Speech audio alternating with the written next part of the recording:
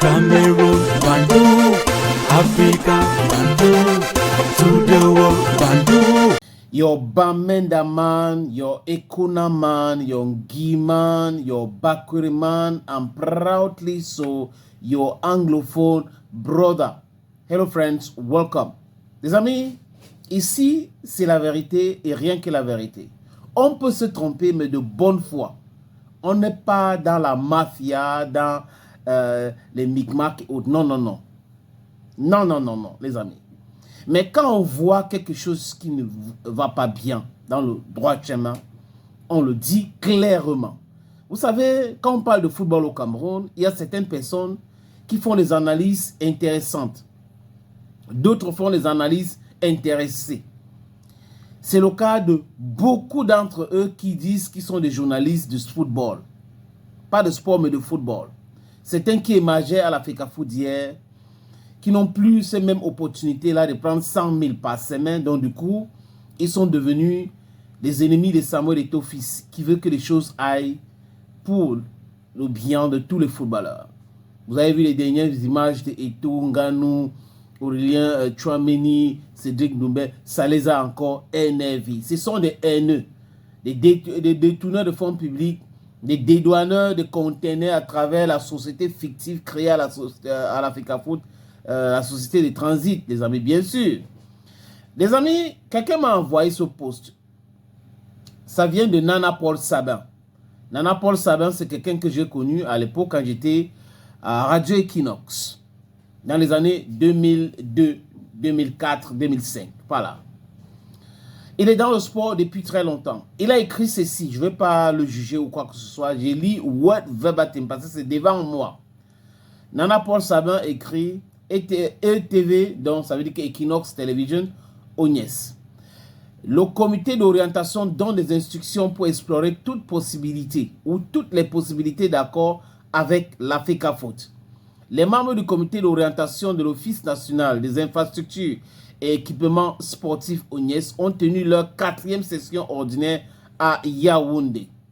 Ce lundi, donc hier 30 2024, présidé par Joseph Antoine Bell, cette réunion a permis d'examiner plusieurs dossiers importants. Selon des sources proches des travaux, les administrateurs de l'ONIES ont étudié avec affection les doléances de l'Africa Foot relatives aux modalités d'accès au stade. Des instructions ont été données pour explorer toutes les possibilités d'arrangement, tout en garantissant une gestion rigoureuse, a indiqué une source ayant participé au débat. Un accord entre l'Africa Foot et l'ONIES pourrait avoir des conséquences positives pour le championnat professionnel, qui pourrait alors être programmé régulièrement dans les stades adaptés aux enjeux et aux équipes en présence.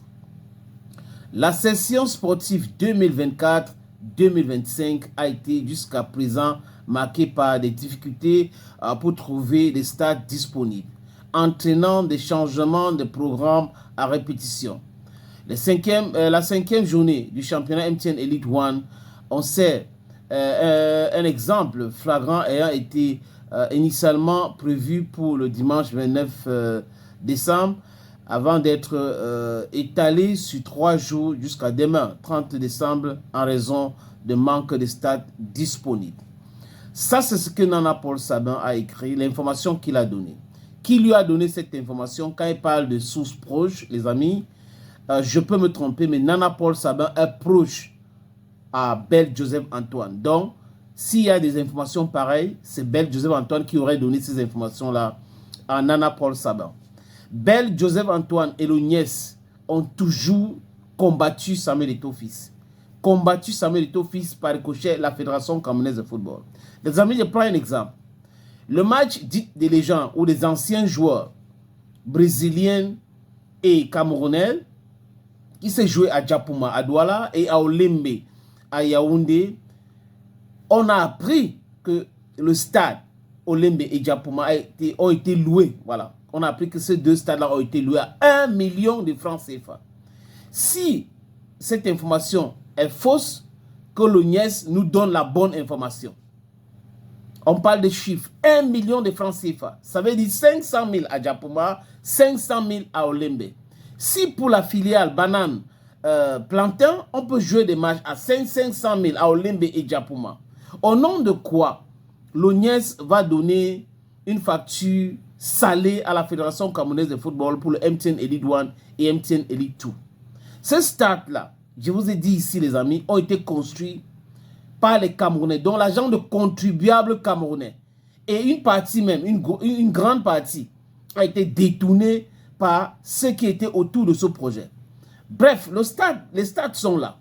Les stades ne sont pas utilisés parce que certaines personnes, M. Ewane, M. Bel Joseph Antoine, ont décidé avec leur soutien à la présidence de la République, suivez bien mon regard, et au ministère de tout torpiller. Il ne faut pas que vraiment Eto'o peut réussir. Donc il faut tout faire pour l'empêcher de réussir. Il faut mettre le bâton dans ses roues et tout. Vous demandez autant de millions pour louer le stade, pour le match de MTN Elite 1 et MTN Elite 2. Alors qu'on est en train de parler du football local. La politique pour accompagner le football local, c'est quoi? Donc les Camerounais construisent les stades.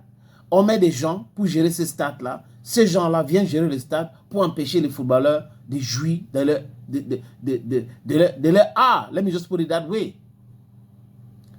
Ils louent les stades. Les mêmes stades à 500 000. Et quand la FECAFOOT demande, c'est 19 millions, c'est 22 millions. Trouvez l'erreur, les amis. En fait, quand on dit ça, vous devrez comprendre qu'il y a des gens dans ce pays qui sont foncièrement méchants. Je dis, et ça m'engage, que l'ONIES doit être dissous. Ça m'engage. L'ONIES doit être dissous. Il faut que les mairies des grandes villes gèrent les stades. Les stades de Limbe doivent être gérés par la mairie de Limbe. Le stade de Boya doit être géré par la mairie de Boya. Les stades à Bafoussam doivent être gérés par la mairie de Bafoussam. Les stades, ou le stade de Garoua doit être géré par la mairie de Garoua. Les stades de Douala doivent être gérés par la mairie de Douala. Et idem pour les stades de Yaoundé. Je crois que c'est la meilleure chose à faire. L'État du Cameroun, à travers le gouvernement, doit réfléchir comme ça. Il ne faut pas mettre les gens qui vont venir régler leurs comptes personnels avec la fortune publique, qui vont donner à quelqu'un à vil prix, d'autres gratuitement, et pour le football. C'est-à-dire qu'on a construit ce stade-là pour jouer au football. Vous savez, ce rétro-pédalage de Bel Joseph Antoine montre que où il y a une pression externe, ou une pression qui vient de ceux qui l'ont nommé, et qu'on est en train de le menacer, on le menace, on menace de le chasser ou de l'enlever comme PCO de l'ONIES, et il commence à vouloir réagir rapidement, ou ceux qui l'ont nommé commencent à comprendre qu'ils font partie de ceux qui sont en train de détruire le football réellement. Parce que combattre Eto'o, combattre la FECAFOOT, c'est combattre qui? Les joueurs. Voilà l'idée des gens qui ont joué gratuitement, des gens qu'on a formés gratuitement, mais qui viennent aujourd'hui empêcher les autres de jouir de leur art. C'est de ça qu'il est question aujourd'hui, les amis. J'ai l'impression que d'ici peu, Bel Joseph Antoine va perdre son poste de PCO de l'ONIES. Négociation sur quoi? Quelle négociation? La FECAFOOT n'a jamais rien demandé. La FECAFOOT vous a demandé les factures. Vous avez envoyé les factures salées. Que vous-même, si vous gérez la FECAFOOT aujourd'hui, on vous donne ces factures, vous allez créer. Imaginez que c'est Bel Joseph Antoine qui était président de la FECAFOOT et que l'ONIES donne ce genre de factures. Il devait monter sur tous les toits pour crier « Wow, on veut empêcher le football, vraiment. Vous voyez que le football est ceci, vraiment. Et c'est l'État qui a construit. » Mais Bel, l'État a conçu ce stade-là, pas pour toi, pas pour M. Ewane, pas pour Ferdinand Gongo, pas pour moi les combis, mais pour les Camerounais. Thank you, friends, and bye-bye.